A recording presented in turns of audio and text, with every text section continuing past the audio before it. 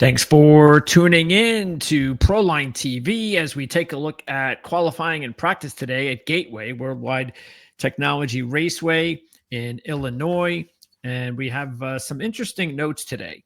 We referenced on our show, which is available every Tuesday, normally at 4 Eastern. And trust me, we are going to get back to our normal 4 Eastern start time live with CJ Radoon. He's already back.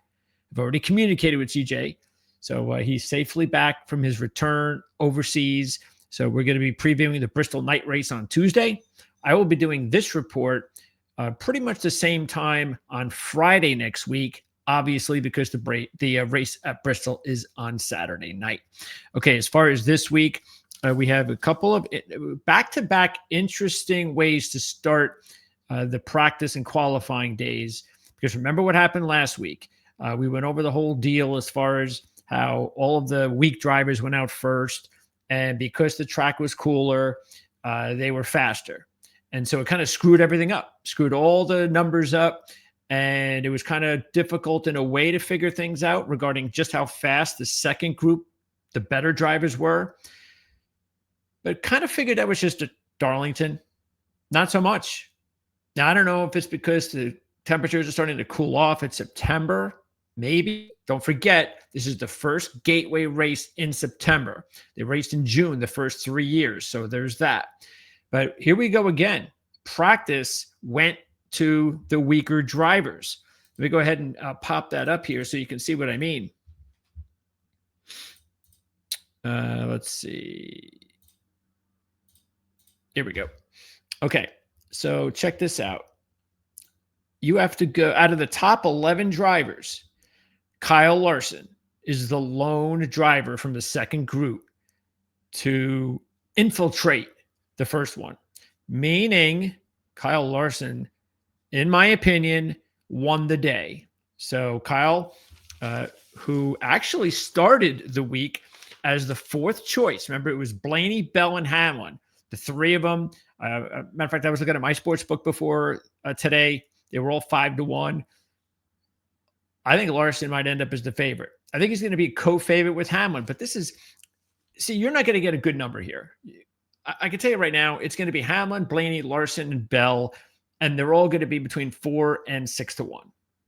I don't even know if any of these drivers would be 6-1. You might get 3 to 5-1. And then you're going to get a boatload of good options because of that later on, but in the field, but I just don't know if it's worth going down that field because we did reference this, that if it happened again where we were going to be getting any drivers that were going to be strong in qualifying and practice, because that was the only trend that we saw, that we could figure out at this track in only 3 races, that the one constant, if you can call a constant in 3 races, was that the winning driver started in the qualifying position and had a fast practice lap. Both were in the top 10. So you had qualifying top 10, practice top 10. And that if you go down the line, starting last year, 2nd and 6th, then pole, 7th, then 7th pole, then 7th, first fastest in practice.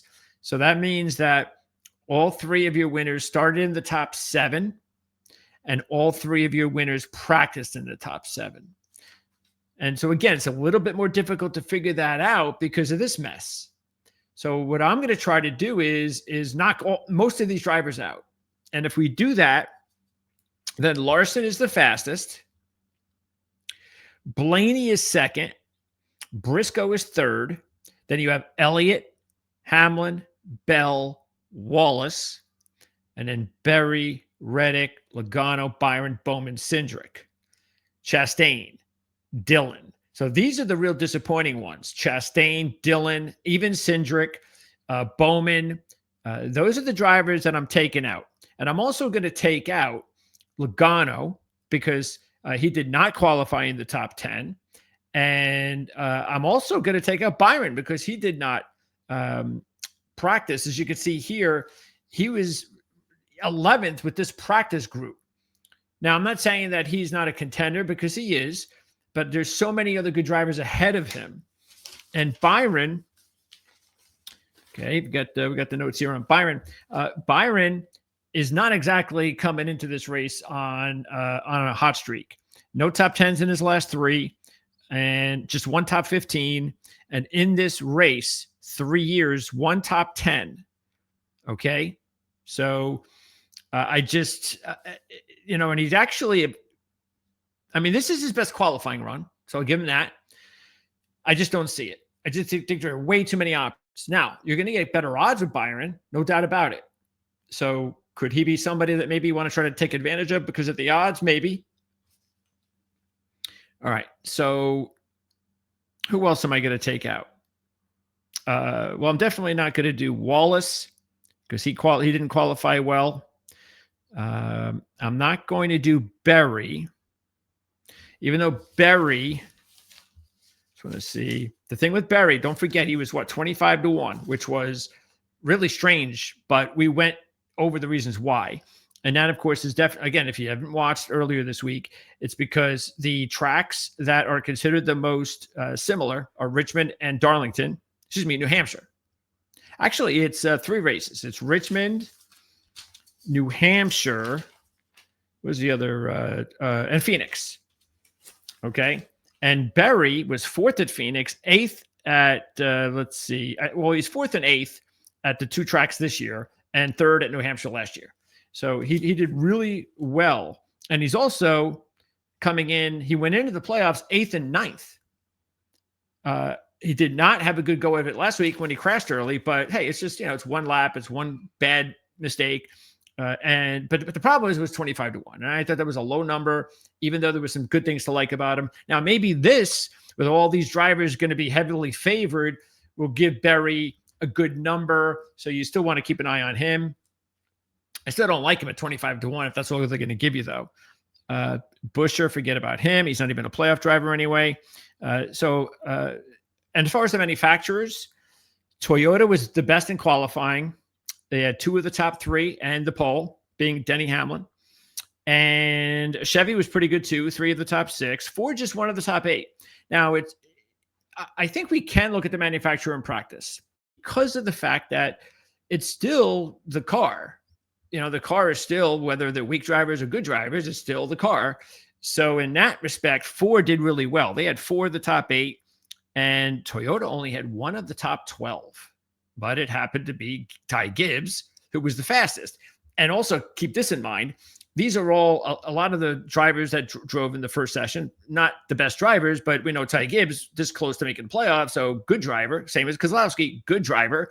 Hocevar, good driver. So really the better drivers who were in the first group did practice the best. So again, maybe not a big surprise, but I'm just not really going to use practice at all for any of that stuff. I'm just going to use practice the way I kind of did it before, where I'm just going to wipe out the first group and look at the second group. Okay. So in that respect, as we go ahead and let me go ahead and just round out practice. I think we've already done that. So let's go ahead now and take one look now at how, because you saw Denny Hamlin, of course, on our thumbnail as the pole sitter. And then there's all the playoff drivers. Look at that. 9, the top 9. And then what is it? Out of the 19, 16 playoff drivers. So you had only a couple. See, Bowman is actually the only one. Bowman. So really you had 15 of the 19 playoff drivers, or 15 of the top drivers in qualifying were playoff drivers. The only other one outside of it was Bowman. So the cream rising to the top. Okay. Now, how do we break this up? And as I said, a Toyota top. So that's good. And coming in, remember we talked about how Ford had done really well, and Toyota was pretty good too in 2 of the 3 years. It was just that middle year when Kyle Busch won that Chevy had a really good year here. So for the most part, it has been more Toyota Ford at this racetrack. And I don't see anything changing that, but I would not eliminate Chevy drivers. So especially the way Kyle Larson looks. I would eliminate Chastain, though. I don't want to take Chastain. I don't like his practice run at all. So I have to eliminate some drivers. The thing, though, to keep in mind with Chastain is that he is getting a big number. So if you're looking for numbers, he was 30-1. The problem is Chastain really hasn't done well here. No top fives, one top 10, and he's qualified twice in the top 10 here, and it hasn't mattered anyway. So yeah, I just we got to eliminate drivers, and so I think Chastain, I'm going to do that. Like I said, I'm going to do the same thing to Byron and Cindric in the top 10. Zane Smith had a good day, so he was 10th, as you can see there. But Zane Smith winning a playoff race, not going to happen. So we have here are basically and as far as other ones, playoff drivers, we're eliminating Bowman and Elliott and Wallace. Well, I already said the ones we're eliminating. I'll just eliminate the ones out of the top 10. So we can, actually, let's go right here, top 8. Okay. So we're eliminating outside the top 8. We're going to eliminate Cindric, Berry, Logano, Wallace, Dillon, Elliott, and Bowman. And the best one that if we get good odds, the best one that I would be interested in would be Berry and Logano. Okay, the 2 Fords. So those are the only 2 based on odds, because Logano is short odds, and I can completely understand that coming in, but I just can't take Joey Logano at short odds. He's raced this year. He hasn't been consistent enough, but Logano has been really good here. He's raced here 3 times. He's been in the top 5 all 3 times. He's only led laps once, though. That's when he won back in, 2022. So if because of all these other drivers with their odds being low, I think you might be able to get a good number now on Logano. So Logano and Berry are the 2 that I would look at if you want to look at some long shots. But again, now we're looking at, do we have a couple of which drivers can emulate the first 3, strong in qualifying, strong in practice? And here we go. Hamlin. And again, if we just go by the second group only, okay, then I'm going to put these numbers out there for qualifying and the second group for practice only. That means Hamlin was pole 5th, Larson was 2nd, 1st, Briscoe was 3rd and 3rd, Blaney was 5th and 2nd, Reddick was 7th and 9th, and Bell was 8th and 6th. So those are the 6 drivers that I'm going to eliminate it down to. And the question then becomes, who is going to wind up, if possible, with some better odds? And the only driver that will do that will be Reddick. So, and Reddick was my second pick earlier this week. And I feel good about him now because I think you're going to get better odds than it could have been. So he was 13-1 on Tuesday. So I don't think that's going to change much. I don't see any reason why it would. His best race here was last year when he finished 4th. And so that's good. Let's see. Oh, and by the way, he always qualifies well here. He's got an average of 6.0 coming in, and he's qualified 7th. So he's right there. This is where he qualifies here at Gateway. Problem is, until last year, the finishes weren't very good. So you had to take that into account. But second place last week, so maybe that's some momentum he needs. He was also good at Richmond this year when he led 41 laps, and he led 53 laps last year at New Hampshire. So all that is good for, if you're looking for the 3 best bargains, it's going to be Reddick 1, Logano 2, and Berry 3. Okay. So now it's down to the favorites. And I don't know how they're going to do. I think Briscoe is going to be the 5th choice. Briscoe came into the race at 10-1. Keeping in mind that he really never showed anything here. Yes, he was on the pole the first year in 2022, led a few laps. That's it. He's never finished in the top 15 here. We get it. It's a new team. It's a different driver. We know all that. But Chase Briscoe winning the first 2 races of the playoffs, again, if you're going to give me good odds, okay, then maybe he's on the top. If you're going to get good odds, then it would be Briscoe, Reddick, Logano, and Berry, I think, if I didn't miss anyone. Okay. But all things being equal, with the other big boys that we're going to talk about, I just think it's going to be way too hard for him. He's never done well here, and winning 2 weeks in a row. So let's just go on. And again, I did. He definitely benefited last week. We know that because of the fact that just none of the good drivers were there. He did not have a good car late. He was all over the place, but Reddick just couldn't do anything. He couldn't do anything either, and he was just very fortunate. It was a very weird week at Darlington last week, and remember, it was a weird start with the way they practiced and everything the day before.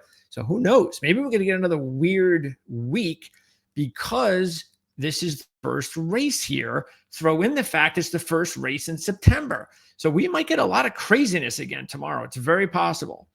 I think less likely, though, just because of the fact that all of these good drivers are all at the top. And I just I can't believe that all of them are going to end up, or even 4 to the 5 or 5 out of the 6 are going to end up with issues. It's just, that'd be way too crazy. I think it'd be fun, better than them dominating, but I'm not sure that's going to happen. Okay. So then you've got Hamlin, Larson, Blaney, and Bell. These are going to be the top 4 as far as the odds are concerned. Okay, so let's go over the drivers just quickly here coming in, because Larson, everybody knows by now, things aren't going well for Larson since Indianapolis. He doesn't have a top 5 in his last 5 races. He's been okay here, all top 12s, 1 top 5, but he's never led more than 7 laps in any race here. Okay, so there's that. The good thing, this is very, very good. His best qualifying position before today was 13th. That was last year. That is a big positive sign. So even though he's driving a Chevy, not exactly what I would want him to drive, that he has to stand out as someone that is definitely worthy of being top 4. Then you have the top 3 coming in, or the top 3 tomorrow, or at least they probably could be odds-wise. Blaney, Bell, and Hamlin. Keeping in mind that Blaney had a strong Richmond. He also, let's see, Phoenix. He had a really good start to Phoenix, and you know how good Blaney is at Phoenix. So here, he has a 6th and a 4th in 2 races, and he's led at least 12 laps in all 3 races. Blaney does well here. Bell has 3 good finishes, but no top 5s. Okay, keep that in mind. He does have a starting position of 3rd. He did that once, but this is right now looking at him at 8th. This is his 2nd best. Actually, no, excuse me. He has 2 top 5 starting positions here. So this is actually his 3rd best qualifying position. I know last year he started 4th and led 80 laps, so it was a good day for him. But he only finished 7th, which was his best finish. But this is the problem I have with Bell. Because his odds are going to be like all these other drivers here, sort of like Larson. Blaney, yes, he had a bad week last week, but he's still, unless he has another bad week, he's still in the groove area. And so I still think Blaney is, and again, the way he's raced here, he's definitely ahead of Bell. Hamlin has to also be ahead of Bell because he finished 2nd and 2nd the last 2 years here. Now, he started 6th, 3rd, and 6th in all 3 races, and now he's on the pole for the first time, keeping in mind he has never led a lap at Gateway, even though he has these really good starting positions and these really good finishes the last 2 years. Now, he has a 7th place last week coming in when he had nothing most of the day, so that was a really good job to come in with a top 10 last week. And maybe that'll help him with momentum, and we've seen that with the pole here today. So it's really tough. But I think if we're going to nitpick, I think we have to go with Blaney and Hamlin. Will be the 2 I think you should look at at the top. Then it's Bell and Larson, and I'd probably put Briscoe in there, even though Briscoe won last week. I'd probably put him in there with Larson and Bell, just because Briscoe has looked a lot better over the last couple of months than Bell and Larson. So I think that matters. Okay, keep this in mind. Bell won Phoenix this year, New Hampshire last year. So that is very important to note. But again, just 1 top 5 at his last 7 races. That was a road course runner-up, and he was 29th last week. So I don't know. I'm just not getting the vibes from Christopher Bell yet this week. So he would not be the way that I would go. So if I am going to take 2 drivers out of the 4 or 5, whatever, I'm going to go with Blaney and Hamlin. Those are going to be the two that I'm going to go with. And if I was going to go with one, I'm going to go with the one that I started the week off with, which was Blaney. And I'm also going to still take Reddick because I think Reddick is going to get a good number. And if you could still get a decent number with Briscoe, 10-1, something like that. Again, I think Reddick should be somewhere around 13-1 again. I think you're going to get decent numbers on Briscoe and Reddick. I know you're going to get a decent number on Reddick. Briscoe's number could come down a little bit. So it all depends on where it goes down, what I would do. But anyway, there you go. That's what's going on at, did I do the rest of this? Let's make sure I did. So you have everything down here. Boy, Chase Elliott, very disappointing. Alex Bowman, very disappointing. And you know what? Considering that it's Bowman and Elliott with Larson, they're all teammates. I don't know. I mean, not a really good sign maybe for Larson. I'd be maybe a little bit concerned there. I would hope that my teammates would also. I mean, I'd feel a lot more comfortable if they did, if they were also doing pretty good. Bowman, just to keep this in mind. Bowman was second at Richmond, seventh at Phoenix. Dylan, who I picked as a long shot, did win Richmond, but he has not had a good day. So that's why we did not go with him. And Chase Elliott has not had a top 5 in his last 7 races and 2 races here. He has, what did he qualify? 19th. He has qualified 16th, 17th, and 19th, and has finished 21st and 13th. So, and Kyle Busch, Kevin Rogers, if you want to check him out, Rogers has his picks. He has a matchup pick and he has a winning pick. By the way, and that's available already. You can check out, you're watching this, you can watch that. We have a link in the description of this video, including the link to the show I did on Tuesday. Kyle Busch won this race in 2023, was second in this race in 2022, has led at least 15 laps in all 3 races, including 66 in 2022 and 121 in 2023. It didn't matter if it was RCR or Joe Gibbs Racing. It was good in both of them. And the only time he did not have a good finish was last year when he crashed. So he still led 15 laps from the 10th position. But the problem is Kyle, just like it's been most of the year, has not looked good today. And there you go. I hope we're able to help you out for the race tomorrow. And I just get the feeling we're going to see one of the big boys step up.